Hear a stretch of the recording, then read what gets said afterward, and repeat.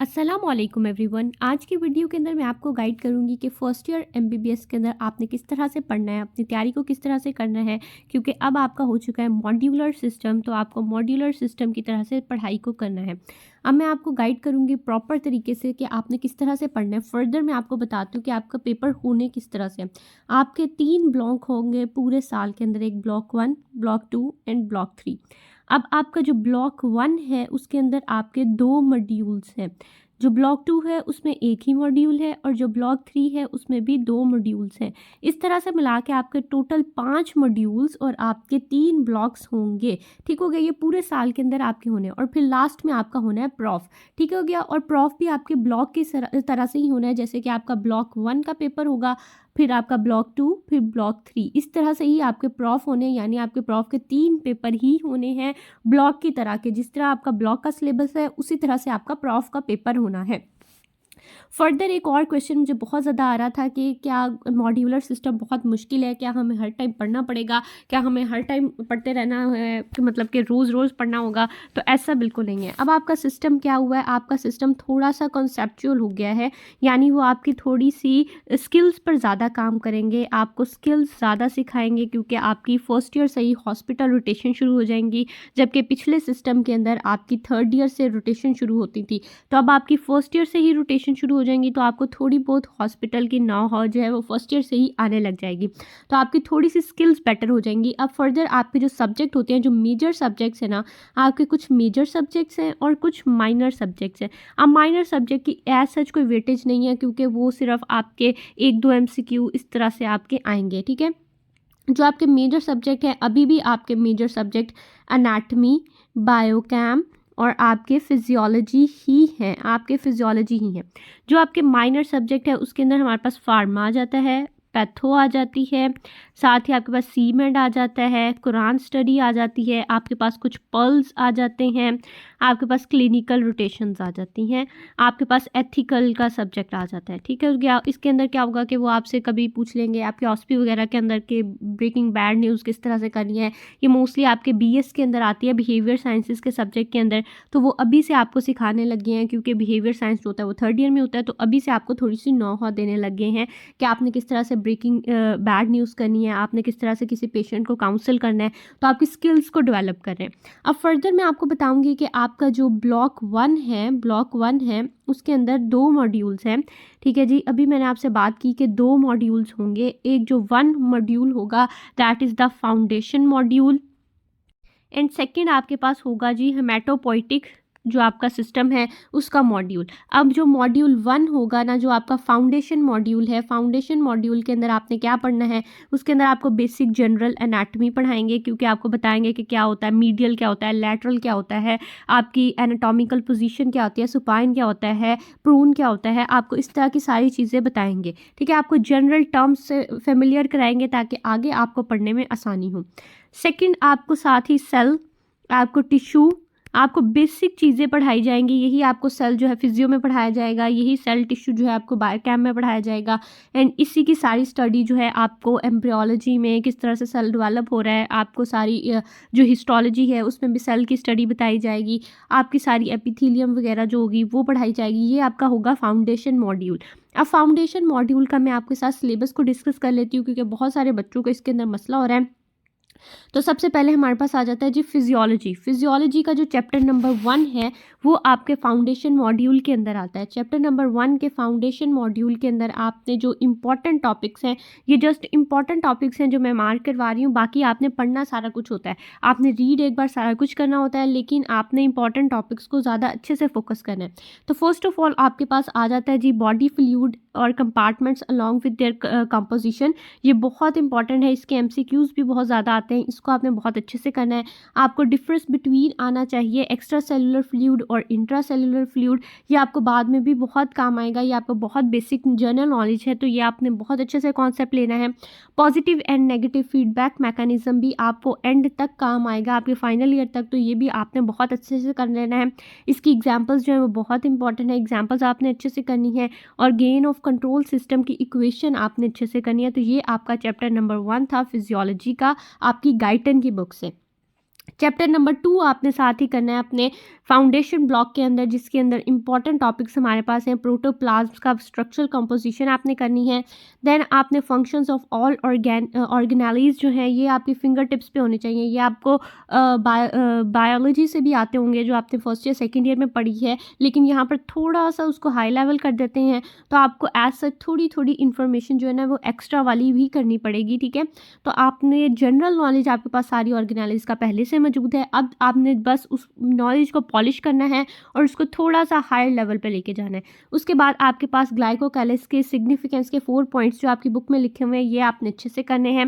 Then आपके पास scenario based question can be asked related to the functions of the organelles, specially of the lysosomes. जैसे कि वो पूछ लेते हैं कि एट्रोफी ऑफ द मसल्स हुई है ड्यू टू ऑटोफैगी, तो ये किस ऑर्गेनाली का काम है, इस तरह से कोई सिनेरियो बनाकर पूछ लेंगे आपसे, तो आपको ये भी आना चाहिए। आपसे एनर्जी हाउस के बारे में, माइटोकॉन्ड्रिया के बारे में पूछ लेंगे कि बॉडी के अंदर एनर्जी जो है बहुत लो हो रही है, एटीपी की प्रोडक्शन सही तरह नहीं हो रही, तो कौन सी ऑर्गेनाली काम नहीं कर रही। तो इस तरह के आपसे सिनेरियो बनाकर क्वेश्चन भी पूछे जा सकते हैं related to your organelles. Next में आपके पास आ जाता है जी मैकेनिज्म ऑफ पिनोसाइटोसिस और पिनोसाइटोसिस एंड फैगोसाइटोसिस का डिफरेंस आपको आना चाहिए। इसका मैकेनिज्म आपने अब करना है अच्छे से, और आपको पिनोसाइटोसिस एंड फैगोसाइटोसिस का डिफरेंस भी आना चाहिए। ये आपको आपको अपनी एफएससी से भी थोड़ा बहुत याद होगा, लेकिन अब आपने अपने नॉलेज को थोड़ा सा हायर लेवल पर और थोड़ा सा पॉलिश कर लेना है। उसके बाद आपके पास आ जाता है all the possible comparison between organise, जैसे कि आपके पास लाइसोसोम वर्सेस प्रोक्सिसोम्स हैं, क्योंकि ये आपके पास क्वेश्चंस में आए हैं, और यूजेस ऑफ एटीपी क्या है, तो ये आपने अच्छे से याद कर लेने हैं। ये कुछ डिफरेंट पॉइंट्स थे जो आपको चैप्टर 2 से अच्छे से करने हैं। नेक्स्ट में आपका फिजियोलॉजी का चैप्टर नंबर 4 जो गाइडेंस है आपने तैयार करना है। इसका आपने क्या करना है, make a flow chart of different transport mechanism for your self, it will be easier, ठीक है। आपने इसके जो ट्रांसपोर्ट सिस्टम है ना, जैसे एक्टिव ट्रांसपोर्ट है, पैसिव ट्रांसपोर्ट है, उसके बाद आपके पास प्राइमरी एक्टिव है, सेकेंडरी एक्टिव ट्रांसपोर्ट है, वोल्टेज गेटेड है, लाइगेंड गेटेड है, इस तरह से आपके पास एटीपीएस पंप का फंक्शन है। इस तरह से आपके पास डिफरेंट जो मैकेनिज्म है ना उसका आपने फ्लो चार्ट बना लेना है। मैंने अपनी बारे में फ्लो चार्ट बनाया था, मैं आपके साथ जल्द ही शेयर भी कर दूंगी। तो आपने क्या करना है, आपने फ्लो चार्ट्स बना लेने, क्योंकि फ्लो चार्ट्स के अंदर बाद में रिवीजन करना और बाद में तैयारी करना बहुत आसान हो जाता है। तो आपने इस तरह से अपनी प्रिपरेशन को लेके चलना है। आपको आनी चाहिए जी टाइप्स ऑफ डिफ्यूजन और एक्टिव ट्रांसपोर्ट, साथ ही साथ आपको एग्जांपल्स आनी चाहिए of the sites of primary and secondary active transport in body. ये बहुत इंपॉर्टेंट है, वेरी इंपॉर्टेंट है। उसके बाद आपको वोल्टेज गेटेड चैनल्स और आपको लाइगेंड गेटेड चैनल्स, इनका डिफरेंस भी आना चाहिए, बहुत इंपॉर्टेंट है। उसके बाद आपको nurse potential, it is one of the most important SCQ आपके पेपर में जो आता है, इसको आपने बहुत अच्छे से तैयार करना है। देन आपके पास आ जाता है जी सोडियम पोटेशियम एटीपीएस पंप का फंक्शन, तो ये भी बहुत इंपॉर्टेंट है। तो चैप्टर 4 आपका ओवरऑल ही सारा इंपॉर्टेंट था। जो आपका चैप्टर 1 था वो जस्ट बेसिक था, जो आप पहले भी एफएससी में पढ़ चुके हैं। चैप्टर 2 भी आपका ऑलमोस्ट बेसिक है, ऑर्गेनालिज के फंक्शन है, ऑर्गेनालिज का डिफरेंस है, सारा कुछ है, वो भी आप पहले पढ़ चुके हुए हैं। जो चैप्टर 4 है ये भी आप बेसिक नॉलेज जो है, जैसे डिफ्यूजन क्या होता है, एक्टिव ट्रांसपोर्ट क्या होती है, वोल्टेज गेटेड चैनल क्या है, लाइगेंड गेटेड चैनल क्या है, ये आपको सब पहले से पता था, उनकी डेफिनेशंस आपको पता थी, लेकिन अब इनके मैकेनिज्म करने पड़ेंगे। तो अब आपने थोड़ा सा इस पर फोकस करना है। ये वाला चैप्टर बहुत इंपॉर्टेंट है, इसको आपने बहुत अच्छे से लेकर चलना है। नेक्स्ट जो चैप्टर आपने करना है that is chapter number 25 form your Guyton की बुक। तो इसके अंदर आपने क्या करनी है, आपने सिर्फ एक ही टॉपिक इसके अंदर करना है, पैथोफिजियोलॉजी ऑफ एडीमा। जो कंप्लीट टॉपिक आपने तैयार करना है, ये बहुत इंपॉर्टेंट है। एडीमा की टाइप्स आपको आनी चाहिए, इसका एक एक वर्ड आपको आना चाहिए, बहुत इंपॉर्टेंट एससीक्यू है, और आपके वाइवा में भी बहुत ज़्यादा इसके क्वेश्चंस पूछे जाते हैं। तो आपने इस टॉपिक को बहुत अच्छे से तैयार करना है। Next we have the chapter number 33 of your Guyton. तो इसके अंदर आपने क्या करना है कि ये बहुत बेसिक सा चैप्टर है, और इसके बहुत इंपॉर्टेंट जो एससीक्यूज़ है वो आपने अच्छे से तैयार करने हैं। इसके अंदर आपके पास डायापेडेसिस आ जाता है। अब आपको नहीं पता होगा डायापेडेसिस क्या होता है, लेकिन हम ये अपनी बायोलॉजी के अंदर पहले पढ़ चुके हुए हैं। क्या होता है, जब भी आपके पास मेम्ब्रेन पे कोई भी चीज़ आकर लगती है, तो वो इस तरह से सेल की आपके पास लेयर होती है, और वो आके जब उसके लाइगेंड पर लग जाती है, तो वो जो सेल की लेयर होती है वो थोड़ी डिफ्रेंशिएट हो जाती है, और वो जगह देती है, और ये आपके पास यहाँ से चिपक के नीचे चला जाता है। तो that process is called the डायापेडेसिस। ये देखिए मैं आपको प्रोसेस समझाती हूँ डायपिडेसिस का क्या होता है। ये बहुत इंपॉर्टेंट आपके पास एचसीक्यू है, ये डायग्राम भी आपको आनी चाहिए, बहुत इंपॉर्टेंट है, आपकी गाइडन की बुक के अंदर भी बनी हुई है, आपने बहुत अच्छे से इसको तैयार करना है। क्या होता है जब भी आपके पास कोई भी ल्यूकोसाइट्स वगैरह आते हैं तो वो आपकी इंडोथीलियम यानी आपकी ब्लड वेसल की इंडोथीलियम के ऊपर आकर लगते हैं, ऐसे फ्लोट हो रहे होते हैं पहले, सबसे पहले। उसके बाद क्या होता है कि आई सेलेक्टिन आपके पास एल सेलेक्टिन होता है और पी और ई सेलेक्टिन होता है। ये क्या करते हैं, ये आपकी रोलिंग कराते हैं अपनी इंडोथीलियम के ऊपर ल्यूकोसाइट्स की। किस तरह से कराते हैं, वो आपको अटैच करते हैं, डी अटैच करते हैं, अटैच करते हैं, डी अटैच करते हैं। यहाँ पर अटैच होता है, जब डी अटैच होता है तो वो रोल कर जाता है, फिर वो आगे चल जाता है, फिर अटैच होता है, फिर वो डी अटैच होता है तो रोल कर जाता है। इस तरह से अटैच डी अटैच कराते हैं हमारे पास लेक्टिन आपके पास जो मौजूद होते हैं। उसके बाद क्या होता है, आपके पास परमानेंट एडिशन हो जाती है with the help of I came और वी कैम के ज़रिए से आपके पास परमानेंट एडिशन हो जाएगी। परमानेंट एडिशन के बाद क्या होगा कि आपकी बेसमेंट मेम्ब्रेन के साथ वो क्रॉल कर जाएगा with the help of I came 1, ये आपने याद रखना है। उसके बाद क्या होता है जी, आपके पास प्रोसेस होता है जी डायपिडेसिस का। क्या होता है कि या तो ये आपके जो दो इंडोथीलियल सेल्स हैं उनके दरमियान में गैप बन जाता है और वो आपका सेल जो है उसके अंदर से बाहर निकल के स्क्वीज़ आउट करके तो बाहर निकल जाता है, ठीक है। यहाँ तो इस तरह से निकल जाता है, यहाँ तो आपके इंडोथीलियम के अंदर से ही डायरेक्टली निकल जाता है, तो ये आपके पास पैरासेलुलर ट्रांसपोर्ट भी हो सकती है, यहाँ आपके पास ट्रांससेलुलर ट्रांसपोर्ट भी हो सकती है, जो आपके पास आपके ल्यूकोसाइट्स को WBCs को मूवमेंट करने में हेल्प करती है from the blood into the tissue. तो ये आपके पास प्रोसेस इज नोन एज डायपिडेसिस, तो ये आपने मैकेनिज्म को याद रखना है। फर्दर हमारे पास आ जाता है जी आपका एरिथ्रोपोइटिन की रेगुलेशन क्या होती है, उसका रोल ऑफ हाइपोक्सिया जो है, ये बहुत इंपॉर्टेंट एचसीक्यू है, इसको आपने अच्छे से करना है। Then we have the haemoglobin formation, ये आपको ज़रूर आनी चाहिए। इसका प्रोसेस जो है हीमोग्लोबिन फॉर्मेशन का आप अपनी बायोकेम के अंदर भी पढ़ेंगे, अभी आपने फिजियोलॉजी में भी इसको अच्छे से पढ़ना है। आपको एबनॉर्मल टाइप्स ऑफ हीमोग्लोबिन भी आनी चाहिए कि हीमोग्लोबिन सी कब बनती है, एस कब बनती है और ई कब बनती है, आपने इसको अच्छे से तैयार करना है। ये आपके लिपन कॉर्ट में बहुत अच्छे से दी हुई है, यानी आपकी बायोकेमिस्ट्री की बुक के अंदर, तो आपने वहाँ से भी इस नॉलेज को ज़रूर कंसल्ट कर लेना है। साथ ही साथ आपके पास vitamin B12 and folic acid की क्या रोल होता है for the synthesis of the RBCs। अगर हमारे पास विटामिन B12 और फॉलिक एसिड मौजूद नहीं होते तो हमारे पास मैगेलोब्लास्टिक एनीमिया हो जाता है, मैगेलोब्लास्टिक एनीमिया हो जाता है। तो इनके भी सिनेरियो बहुत इंपॉर्टेंट है। ये आपके पास सिकल सेल एनीमिया है, इस तरह से आपके पास आयरन डेफिशिएंसी एनीमिया होता है, तो ये आपके पास बहुत इंपॉर्टेंट है। ब्लड वाला चैप्टर, इसको आपने बहुत अच्छे से तैयार करना है। Next we have the chapter number 34 of your Guyton. तो इसमें से आपने क्या करना है, इसमें से आपने inflammation and lines of defence करना है। लाइंस ऑफ डिफेंस बहुत इंपॉर्टेंट है, आपसे पूछा जाता है आपके वाइवा के अंदर भी, तो आपने इसको बहुत अच्छे से तैयार करना है। Then we have the leukaemia, leukaemia के आपको सिनेरियोज आ सकते हैं, ल्यूकोपीनिया के आपको सिनेरियोज आ सकते हैं। Then we have the eosinophils और बेजोफिल्स, ये भी आपको अच्छे से आने चाहिए। Next we have the chapter number 36 of your Guyton. तो इसके अंदर एरिथ्रोब्लास्टोसिस फ्यूटालिसिस, तो ये आपने पढ़ा था अपनी बायोलॉजी की बुक के अंदर, जस्ट आपने एक दो लाइंस पढ़ी होंगी इसकी, एरिथ्रोब्लास्टोसिस फ्यूटालिसिस। अब इसको आपने डिटेल से पढ़ना है, ये बहुत इंपॉर्टेंट है। इसके सिनेरियोज आते हैं तो आपने इसको सिनेरियो के लिहाज से बहुत अच्छे से तैयार करना है। Then we have the acute renal failure after transfusion reaction, तो ये भी आपके पास बहुत इंपॉर्टेंट है। जब हम ट्रांसफ्यूजन रिएक्शन करते हैं तो अगर हमारे पास सही तरह से हमने मैचिंग या क्रॉस मैचिंग ना की हो तो आपके पास एक्यूट रीनल फेलियर हो सकता है, जिसकी वजह से आपके पास डेथ तक इंसान जा सकता है। तो इसका जो रिएक्शन है वो भी आपने बहुत अच्छे से तैयार करना है। Next we have the chapter number 61। Chapter number 61 के अंदर आपने जनरल ऑर्गेनाइजेशन ऑफ ANS अच्छे से करनी है। नेक्स्ट पे आपके पास मुश्ताक की बुक, आपकी जो मुश्ताक की बुक है ये बहुत अच्छी बुक है, आप ख़रीद भी सकते हैं। ये आपकी बायोकेमिस्ट्री में इस्तेमाल होगी, तो बायोकेमिस्ट्री के लिए आप इसको यूज़ कर सकते हैं, नहीं तो आप इसका PDF रखें और इससे आप फ़ायदा उठा सकते हैं। तो इसके अंदर आपके RBCs के इंडिसेस जो दिए हुए हैं और स्टेजेस ऑफ एरिथ्रोपोइसिस जो आपको दी हुई हैं, ये आपने अच्छे से दोनों टॉपिक्स को तैयार करना है, ये आपके फिजियोलॉजी में काम आएंगे। नेक्स्ट आपके पास आ जाती है जी जनरल एनाटमी। तो जनरल एनाटमी के अंदर आपने क्या करना है, जो आपका चैप्टर नंबर 2 है, ये आपकी छोटी सी एक बुक है लाइक हुसैन की।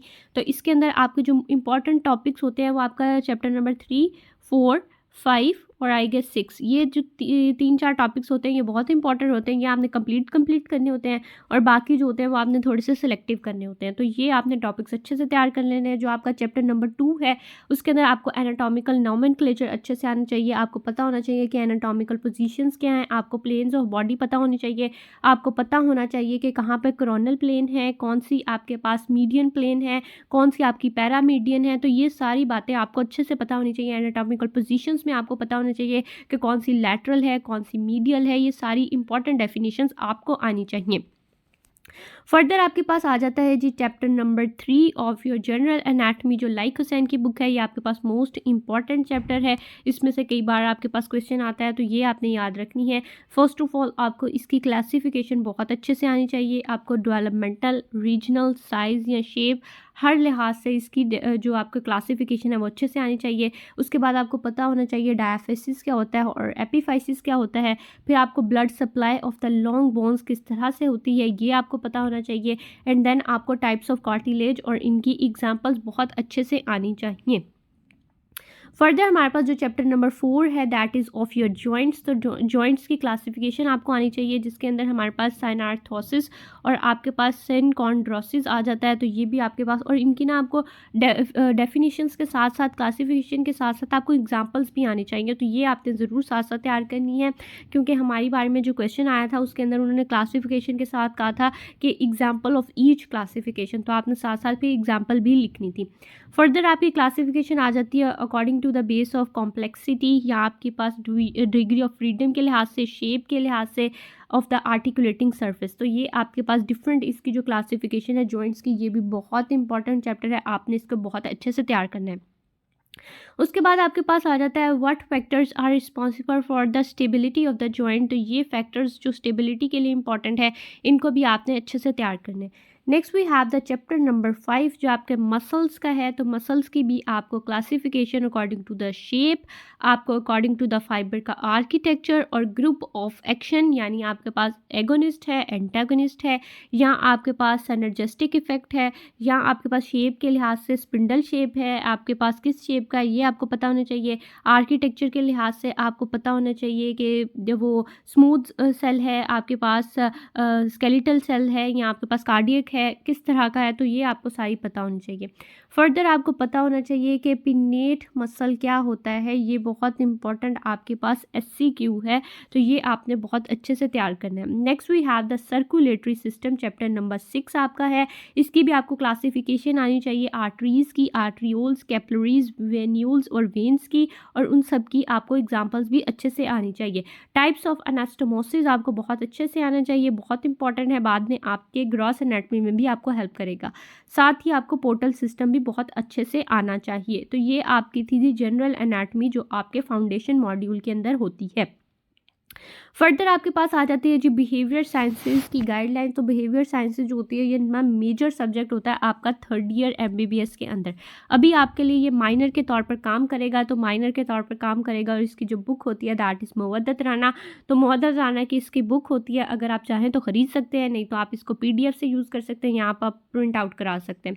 इसके अंदर क्या होता है, आपने इसका सेक्शन A जो है उसके अंदर हेल्थ बिलीफ मॉडल जो है जनरल कॉन्सेप्ट के लिए उसको पढ़ना है। एंड साथ ही जो इसका सेक्शन नंबर C है उसके अंदर आपने न्यूरोकेमिस्ट्री ऑफ द इमोशंस, यानी आपके हार्मोन्स का क्या इफेक्ट है वो पढ़ना है। टाइप ऑफ मेमोरी आपको आनी चाहिए, स्टेजेस ऑफ मेमोरी आनी चाहिए, part of the brain which is involve in the type of the memory, तो ये आपको आना चाहिए। Then we have the topic of arousal names, ठीक है जी, और साथ ही आपको फंक्शन ऑफ न्यूरोट्रांसमीटर्स बहुत अच्छे से आने चाहिए। टाइप्स ऑफ स्लीप आपको रैम है, नॉन रैम है, ये आनी चाहिए। स्टेजेस आनी चाहिए। टाइप्स ऑफ स्लीप के डिसऑर्डर्स का जो एक टेबल बना हुआ है इसके अंदर वो आपको बहुत अच्छे से आना चाहिए। साथ ही साथ आपसे वो पूछ लेते हैं कि टाइप्स ऑफ लर्निंग क्या हैं, तो वो भी आपको आनी चाहिए। These are important. नेक्स्ट आपके पास आ जाता है जी सेक्शन E जो आपके बिहेवियर साइंसेस में से आपने याद करना है। उसके अंदर आपने डिप्रेशन का क्राइटेरिया याद करना है, कैसे उसको आइडेंटिफाई करते हैं और किस तरह से आपने उसको डायग्नोज करना है। एंड साथ ही आपको पैनिक अटैक की आइडेंटिफिकेशन आनी चाहिए। एंड साथ ही आपको OCD यानी ऑब्सेसिव कंपल्सिव डिसऑर्डर के बारे में पता होना चाहिए। आपके फाउंडेशन ब्लॉक के अंदर आपका एक कम्युनिटी मेडिसिन जो माइनर सब्जेक्ट होता है, आज हम उसके बारे में देख लेते हैं जी। साथ ही साथ आपके पास चैप्टर 1 जो उसका इंक्लूडेड है आपके सिलेबस के अंदर, उसके अंदर आपने पढ़नी है जर्म थ्योरी और एपिडेमोलॉजिकल ट्राइएड आपको आना चाहिए, ये पार्ट में से आपने करना है। साथ ही आपको वेब ऑफ डिजीज़ कॉजेशन आना चाहिए। देन आपको natural history of disease only आपने इसका फ्लो चार्ट करना है जो पेज 39 पे दिया हुआ है पार्ट के अंदर, तो ये आप उसकी PDF से तैयार कर सकते हैं। साथ ही आपने करना है जी प्रिवेंशन ऑफ डिजीज़, तो ये बहुत इंपॉर्टेंट है। एंड लेवल ऑफ इंटरवेंशन, इसके नेम्स आने चाहिए और टाइप ऑफ रिहेबिलिटेशन आपको आना चाहिए। कम्युनिटी मेडिसिन का आपका चैप्टर 2 आ जाता है जिसके अंदर आपने बेसिक डेफिनेशंस करनी है। आपको हेल्थ की डेफिनेशन आनी चाहिए, डिजीज़, इलनेस, सिकनेस की, ट्रू हेल्थ और आइसबर्ग ऑफ डिजीज़ आपको पता होना चाहिए क्या होता है, इसका फिनोमिना क्या है। उसके बाद आपको डिटर्मिनेंट्स ऑफ हेल्थ आने चाहिए, इंटरनल इन्वायरमेंट के भी और एक्सटर्नल के भी आपको इंडिकेटर्स पता होने चाहिए, इसकी डेफिनेशन एंड कैरेक्टरिस्टिक्स आना चाहिए। देन आपको सुलिवेंस इंडेक्स आना चाहिए, आपको हेल और डेले आना चाहिए।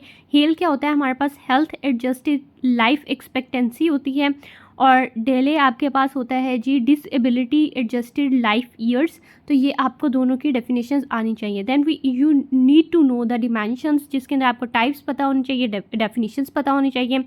You need to know the physical quality of the life index and human developmental goals जो है वो बहुत इंपॉर्टेंट है आपके लिए। Then we have the chapter number 3 जिसमें से आपको मोर्टेलिटी, मेयर्स ऑफ मोर्टेलिटी के फार्मूलाज आना चाहिए एंड मेयर ऑफ मॉर्बिडिटी के फार्मूलाज आने चाहिए। मोर्टेलिटी के अंदर आपके पास क्या आ जाता है, आपके पास मीन आ जाता है, आपके पास मोड आ जाता है और आपके पास मीडियन आ जाता है, इसके फार्मूलाज आपको आने चाहिए। और मॉर्बिडिटी के अंदर आपको आना चाहिए, आपको रेंज आनी चाहिए, आपको साथ ही आना चाहिए जी स्टैंडर्ड डेविएशन आनी चाहिए और साथ ही आपको मीन डेविएशन आनी चाहिए। तो इन सब के फार्मूलाज आपको अच्छे से आने चाहिए। फर्दर आपके जो फाउंडेशन ब्लॉक होता है उसके अंदर हिस्टोलॉजी आ जाता है। हिस्टोलॉजी जो है वो आपने लाइक हुसैन से करना है, या आपके पास जो मैनुअल होता है आप वहाँ से भी अपनी डायग्राम्स वगैरह को तैयार कर सकते हैं। और कुछ बेसिक डेफिनेशंस आपको आनी चाहिए, तो आपको पता होना चाहिए डिफरेंट टाइप्स ऑफ माइक्रोस्कोप क्या होती हैं, इलेक्ट्रॉन माइक्रोस्कोप क्या है, लाइट माइक्रोस्कोप क्या है, ये सारी आपको पता होनी चाहिए। आपको स्टेनिंग की टेक्निक्स पता होनी चाहिए कि बेसिक कौन सी है और एसिडिक डाइज कौन से हैं। देन इसका चैप्टर नंबर 2 हमारे पास आ जाता है जिसके अंदर आपको प्लाज्मा मेम्ब्रेन का स्ट्रक्चर पता होना चाहिए, फ्लूइड मोज़ेक मॉडल पता होना चाहिए, different types of transport across the cell membrane आपको उसकी हिस्टोलॉजी पता होनी चाहिए। आपको structures and functions of membranous and non membranous organelles जिसमें आपके पास nucleus, ribosome, mitochondria, endoplasmic reticulum, Golgi apparatus, lysosome and peroxisomes आ जाते हैं। तो ये सारे आपको पता होने चाहिए। साथ ही साथ आपको स्ट्रक्चरल कंपोनेंट ऑफ साइटोस्केलेटन भी पता होने चाहिए। फर्दर उसका चैप्टर नंबर 3 है आपके पास जिसके अंदर आपको classification of different types of epithelium आनी चाहिए। आपको पता होना चाहिए सिंपल कौन सी है, क्यूबाइडल कौन सी है, स्ट्रेटिफाइड कौन सी है, कोलमनर कौन सी है, ये सारा आपको पता होना चाहिए। एपिथीलियम की टाइप्स पता होने चाहिए, साथ ही आपको उनकी हर एक की एग्जाम्पल्स भी पता होनी चाहिए। फंक्शन ऑफ एपिथीलियम पता होना चाहिए आपको कि हर एपिथीलियम का फंक्शन क्या है। देन आपको 3 डोमेन्स ऑफ एपिथीलियम उनकी मॉडिफिकेशंस पता होनी चाहिए कि एपिकल है, बेसल है या लैटरल है। साथ ही आपको टाइप्स ऑफ इंटरसेलुलर जंक्शंस पता होनी चाहिए, माइक्रोविलाई, सिलिया, स्टीरोसिलिया और function and structure of basement membrane आपको पता होना चाहिए। This chapter is most important of your histology. ये आपकी बेसिक है। चैप्टर 3 आपको बहुत अच्छे से आना चाहिए। Then we have the chapter number 4 जिसके अंदर आपको क्लासिफिकेशन ऑफ ग्लैंड्स पता होने चाहिए, एक्सोक्राइन कौन से हैं और इंडोक्राइन कौन से हैं। क्लासिफिकेशन ऑफ एक्सोक्राइन ग्लैंड्स आपको पता होनी चाहिए on the basis of secretory portion या डक्ट के लिहाज से, मोड ऑफ सिक्रीशन के लिहाज से एंड टाइप ऑफ सिक्रीशन के लिहाज से। Then we have the chapter number 5 जिसके अंदर आपको classification of the connective tissue जिसमें एम्ब्रियोनिक आ जाता है, कनेक्टिव टिश्यू प्रॉपर और स्पेशलाइज्ड आ जाता है। आपको cell present in the connective tissue जिसके अंदर फंक्शंस और उसके आपको पता होने चाहिए, जिसमें आपके पास मास्ट सेल्स है, मैक्रोफेजेस हैं, फाइब्रोब्लास्ट है, ल्यूकोसाइट्स है, आपके पास constituent of the ground substance आपको पता होना चाहिए। Fibres present in the connective tissue जिसके अंदर आपके पास कोलेजन आ जाता है, रेटिकुलर और इलास्टिक फाइबर्स आ जाते हैं, मैक्रोफेज, मोनोन्यूक्लियर फैगोसाइटिक सिस्टम आ जाता है और मार्फन सिंड्रोम आ जाता है। तो ये आपके पास भी चैप्टर इंपॉर्टेंट था, ये आपको अच्छे से आना चाहिए। Then we have the chapter number 6 जिसके अंदर आपको classification of the connective tissue जिसमें लूज है, डेंस है, रेगुलर, इरेगुलर और रेटिकुलर है, और एडिपोज टिश्यू की टाइप जिसमें आपके पास ब्राउन एंड वाइट फैट है और इसकी एग्जाम्पल, इसका डिफरेंशिएट का क्वेश्चन बहुत ज़्यादा आता है, तो ये आपने अच्छे से तैयार करना है। Then we have the biochemistry जो आपके मेजर सब्जेक्ट में आता है। तो मेजर सब्जेक्ट के अंदर आपने किस तरह से इसको तैयार करना है, आपने लिप्टन कॉर्ट, सत्या और हार्पर से इसकी तैयारी करनी है। वी हैव द चेकलिस्ट, जिसमें से आपने पढ़ना क्या है, ये सारे इंपॉर्टेंट टॉपिक्स हैं, जिसके अंदर आपका सबसे पहला टॉपिक है डिफरेंशिएट बिटवीन, आपको आना चाहिए डिफरेंट टाइप्स ऑफ सेल्स, आपके पास सब सेलुलर ऑर्गेनेलीज आनी चाहिए, उनके कंपोनेंट, फंक्शन, कंपोजिशन और डिजीजेस पता होनी चाहिए, आपको प्रोकैरियोटिक यूकैरियोटिक का डिफरेंस आना चाहिए, फ्लूइड मोज़ेक मॉडल आपको बायोकेमिस्ट्री के लिहाज से भी आना चाहिए, और why cell membrane is called fluid mosaic model, तो ये आपको पता होना चाहिए। Then you need to know the cell communication and its type, you need to know the purine metabolism और इसकी प्यूरिन, सॉरी यहाँ पे गलत लिखा हुआ है, आपको प्यूरिन की मेटाबॉलिज्म आनी चाहिए, उसकी सिंथेसिस आनी चाहिए, प्यूरिन एंड पायरामिडीन की आपको डिग्रेडेशन आनी चाहिए, ये साइकिल बहुत इंपॉर्टेंट है। Then you need to know the DNA RNA synthesis, उनका स्ट्रक्चर, फंक्शन, मॉडल्स आरएनए के और टाइप्स ऑफ फंक्शन पता होना चाहिए। Then you need to know the nucleotide और न्यूक्लियोसाइड क्या होता है, उसकी मेटाबॉलिज्म पता होनी चाहिए, सिंथेसिस, स्ट्रक्चर एंड कैरेक्टरिस्टिक्स और डिजीजेस पता होनी चाहिए। Then you need to know the replication, translation, transcription, initiation, termination, synthesis and characteristics, function, सारा कुछ आपको पता होना चाहिए फॉर योर बायोकेमिस्ट्री। तो बायोकेमिस्ट्री का आपका बहुत कम सा सिलेबस है for the foundation block. Next we have the microbiology की चेकलिस्ट, जो आपकी 11th की बुक होती है उससे आपने तैयार करनी है। तो चैप्टर नंबर 1 का टेबल 1.2 एंड 1.3 आपने तैयार करना है। चैप्टर नंबर 2 के अंदर आपने सेल वॉल और टेबल 2.2 एंड फिगर 2.4 तैयार करनी है। पेप्टाइडोग्लाइकन का स्ट्रक्चर तैयार करना है। Gram staining, lipopolysaccharide, teichoic acid, transmissible और non transmissible plasmid, genes on the plasmid, types of transposons, differentiate between flagella and pili आपको पता होना चाहिए। साथ ही आपको मेडिकल इंपॉर्टेंस ऑफ बैक्टीरिया और स्पोर पता होने चाहिए। चैप्टर 3 आ जाता है, जिसके अंदर आपके पास ग्रोथ साइकिल है और फिगर 3.1 आपने तैयार करनी है, और differentiate between the aerobic and anaerobic bacteria आपको पता होना चाहिए। 7 चैप्टर आ जाता है जी आपके लिविंगस्टन का, जिसके अंदर आपको टाइप ऑफ बैक्टीरियल इन्फेक्शन पता होना चाहिए, आपको डेफिनेशन और एग्जांपल्स आनी चाहिए, स्टेजेस ऑफ बैक्टीरियल पैथोजेनेसिस आनी चाहिए, डिटर्मिनेंट्स ऑफ बैक्टीरियल पैथोजेनेसिस आनी चाहिए। टेबल 7.1, 7.2, 7.4 एंड 7.6 आपको अच्छे से आना चाहिए, और टेबल 7.9 जो है वो मोस्ट इंपॉर्टेंट है। Then we have the chapter number 13, जिसके अंदर आपको डेफिनेशन आनी चाहिए, स्टेरिलाइजेशन क्या होती है, डिसइंफेक्शन क्या होती है और एंटीसेप्टिक क्या होता है। देन आपको टेबल 13.1, 13.2 आपको फिनॉल कॉफिशेंट, आपको एजेंट के नेम और मोड ऑफ एक्शन पता होना चाहिए। Then we have the chapter number 29, जिसके अंदर आपको वायरल ग्रोथ साइकिल पता होना चाहिए, उसका टेबल 29.1 और फिगर 29.2 आपको अच्छे से आनी चाहिए। Next we come to the embryology. Embryology आपके फाउंडेशन ब्लॉक के अंदर जो होती है उसको आपने तैयार करना है KLM एम्ब्रियोलॉजी से। बहुत सारे लोग आपको लैंगमैन भी कहेंगे, लेकिन मैं जो रिकमेंड करूँगी दैट वुड बी KLM। आपका चैप्टर 1 जो है वो इतना इंपॉर्टेंट नहीं है, उसको आप जस्ट रीड दे सकते हैं। देन आपने चैप्टर 2 पर आना है, जिसमें आपको मियोसिस, स्पर्मियोजेनेसिस और oogenesis, स्पर्म मैच्योरेशन, आपको phases of fertilization, figure 2.1, 2.5, 2.7, 2.11 and 2.20 आपको अच्छे से आने चाहिए। क्लिनिकल्स में आपको वेजेक्टमी आने चाहिए, आपको मोजेशिज्म आना चाहिए एंड साथ ही एबनॉर्मल गमीट्स का पता होना चाहिए।